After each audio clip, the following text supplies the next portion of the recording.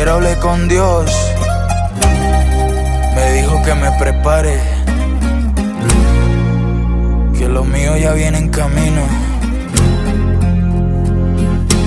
Ayer hablé con Dios, me dijo no te frenes, que lo que estás sembrando pronto se sostiene. Que vienen cosas grandes, más grandes de lo que crees. Que todo lo que perdiste se multiplique en 100.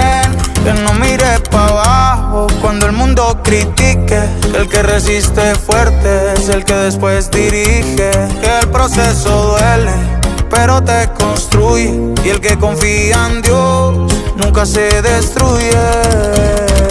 Me dijo hijo tranquilo, ya casi te toca.